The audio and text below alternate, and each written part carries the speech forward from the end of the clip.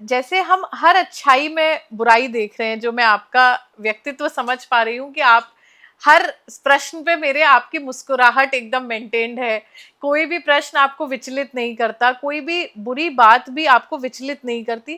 तो ये भी अपने आप में एक बहुत बड़ी साधना है, क्योंकि आज जो पूरा विश्व है वो दुख से ही तो लड़ाई कर रहा है। कहीं पे इकोनॉमिक क्राइसिस है, कहीं पर फैमिली क्राइसिस है, कहीं रिलेशनशिप क्राइसिस है। और उस क्राइसिस में भी हमें कैसे अपने अंतर मन को एकाग्र रखकर अपनी ये मुस्कान, क्योंकि श्री कृष्ण को भी किस लिए जाना जाता है कि जब से उन्होंने जन्म लिया तब से आखिरी सांस तक कोई ना कोई उनके प्राणों के पीछे रहे। पर श्री कृष्ण की सबसे खूबसूरत बात जो देखी जाती है, जिससे हमें प्रेरणा लेनी चाहिए जीवन की, वो ये थी कि वो उनकी मुस्कुराहट। वही सेम चीज मैं जितनी देर से आपके साथ बैठी हूँ मैंने देखी है कि कोई भी सवाल हो वो मुस्कुराहट आपकी मेंटेन्ड है और वो खुशी बात करने की। तो ये हम अपने अंदर कैसे ला सकते हैं? देखिए, मन का काम ही है विचलित होना। ऐसा नहीं है कि किसी को नहीं होता, वो चाहे संत हो, महंत हो, अमलात्मा हो, सिद्धात्मा हो, भगवान ही क्यों ना हो, विचलित तो सब होते हैं। मतलब इसमें दो चीजें मैं आपको बताऊंगा विचलित होने के ऊपर। एक, स्वामी विवेकानंद जी के पास बहुत शिष्य बैठे थे। अचानक समुद्र के किनारे बैठे और समुद्र से खूब सारी वेग आने लगे, खूब पानी उनकी तरफ भागा। तो सब उठ के भाग खड़े हुए कि अरे रे रे, बाढ़ आ रही है, ऐसा हो रहा है, वैसा हो रहा है। स्वामी जी बैठे रहे उधर ही, आंखें बंद करके। पानी आया, यहाँ यहाँ तक पहुंचा होगा, फिर वापस चला गया पानी। लोग थोड़ा भाग के गए दूर तक, फिर वापस आए। स्वामी जी, आप हिले नहीं, आप भागे नहीं, आपको डर नहीं लगा? बोले नहीं, डर लगा। बोले आप भागे नहीं? बोले नहीं, मैं तो पहले भाग गया, आप लोगों से पहले भागा मैंने। बोले नहीं नहीं, आप यहीं बैठे रहे, हमने देखा दूर से, आप इधर ही बैठे थे, आप नहीं भागे। बोले मैं सबसे पहले भागा। तुम बाहर भागे, मैं अंदर भागा।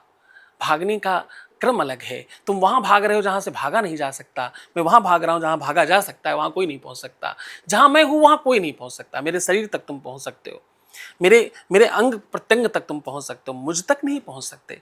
तो मैं वहां चला गया, पहला। दूसरा, गौतम बुद्ध के सामने एक व्यक्ति रोज आता और उनको आकर के गालियां देता, लिटरली गालियां, जो बहुत विशाल गालियां होंगी। आजकल युवा सब समझते हैं, आजकल तो लड़कियां बड़ा गालियां समझने लगी। मेरे पास ऐसी बड़ी सारी चीजें आती तो मैं कभी कभी आश्चर्यचकित होता था। आपको अब दुख भी होता होगा देखकर? नहीं नहीं, दुख तो नहीं, मुझे लगता है कि गलत दिशा में जा रहे हैं और जब ठोकर खाएंगे तो वापस आ जाएंगे। तो गलत दिशा तो गलत दिशा ही है। गौतम बुद्ध को रोज वो आता और गालियां देता, चला जाता। गौतम बुद्ध के शिष्य रोज गुस्सा करते और उसको डांटने की तरफ बढ़ते। गौतम बुद्ध जी मना कर देते, नहीं नहीं कोई बात नहीं, ठीक। एक दिन शिष्य ने पूछा, गुरु जी ये क्या बात है, कोई आदमी आता है और आपको गालियां देता है और आप कुछ बोलते नहीं और हमें भी बोलने नहीं देते, ये तो बहुत गलत बात है। बोले वो क्या देता है? बोले गालियां देता है। तो बोले एक काम करो, एक वस्तु उठाई, बोले ये लेना। उसने हाथ खोला, जी दीजिए। तो उन्होंने फिर वापस ले लिया। बोले आपको जो हमने दिया था वापस करना। बोले आपने दिया कहाँ, मैं तो ले नहीं पाया, आपने पहले ही रोक लिया। तो बोले कुछ भी देन लेन में दो लोगों का काम होता है, एक देता है दूसरा लेता है। ददाति प्रतिगृह्णाति नान्यथै सा प्रसीदति।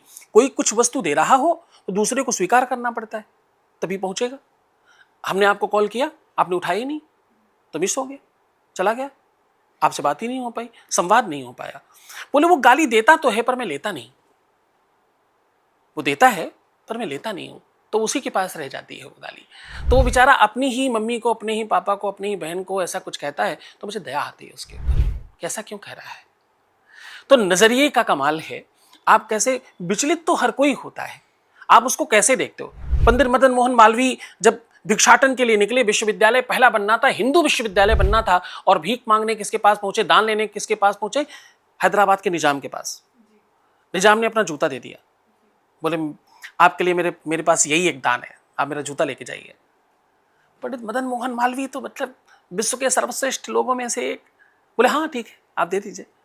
जूता लेकर के हैदराबाद में ही चौराहे पर खड़े करके उसको नीलाम करना शुरू कर दिया। ये भाई निजाम का जूता है, कौन कितने मिलेगा।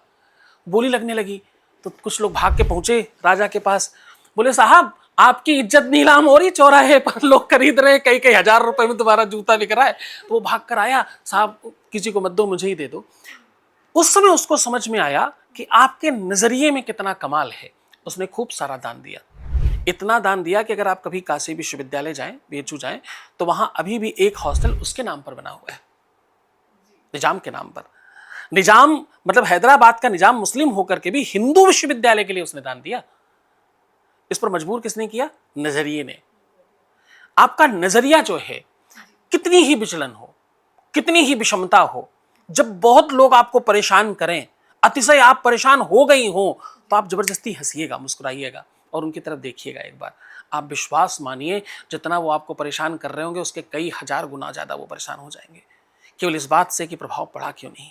ये बात गुरुदेव मतलब ऐसा है कि जैसे आप हीरे दान में दे रहे हो मुझे, जिनका कोई मोल नहीं है। मतलब इस पॉडकास्ट से बहुत ऊपर है वो चीज़ें जो मुझे आपके साथ बैठ के सीखने को मिल रही हैं। और वास्तव में आज मैं इन चीज़ों को समझ पा रही हूँ कि हम कितना उत्तेजित हो जाते हैं जब हमारे प्रति कोई कुछ खराब बोलता है, कुछ गलत बोलता है। तो उस समय का नज़रिया बदलना, उस समय का रिएक्शन बदलना। और ये बात आप बिल्कुल सत्य कह रहे हैं कि किसी ने कुछ खराब किया, अगर मैंने लिया तभी वो मुझ तक आया, अगर मैं लेती ही नहीं तो वो मुझ तक आता ही नहीं। नहीं भाई, हम तो एसी थोड़ी, हम टेलीविजन थोड़ी है कि कोई दूसरा रिमोट से हमें सेट कर रहा है दूर से खड़े होकर के, कि वो टेम्परेचर सेट कर ले, जब चाहे तो गर्म कर ले, जब चाहे ठंडा कर ले। कोई और थोड़ी कर सकता है। अब मैं अपने जीवन का खुद मालिक हूँ, मैं खुद मालकिन हूँ। मैं जो चाहूंगी, मेरा सिग्नेचर मेरा है, मेरी स्टाइल मेरी है, कोई दूसरा मुझे प्रभावित नहीं कर सकता। मैं चाहूंगी तो ही होंगी। मुझे चाय अच्छी लगती, मैं चाय पीऊंगी, मुझे कॉफी अच्छी लगती, मैं कॉफी पीऊंगी, मुझे खाना अच्छा लगता, छाछ अच्छी लगती, लस्सी, जो मुझे चाहिए, वटेवर जो मेरी इच्छा है, मैं वही स्वीकार करूंगी। मैं कुछ भी थोड़ी लूंगी, तुम देते रहो, तुम्हारी मर्जी। दुनिया में कितने लोग क्या क्या लेकर खड़े हैं। आप मॉल में जाते हो, सब थोड़ी खरीदते हो। जो आपकी आवश्यकता होती, जो जरूरत की चीज होती, वो आप एक्सेप्ट करते हो, स्वीकार करते हो, ले लेते हो, परचेज करते हो। सब चीजें थोड़ी लेते हो। जी।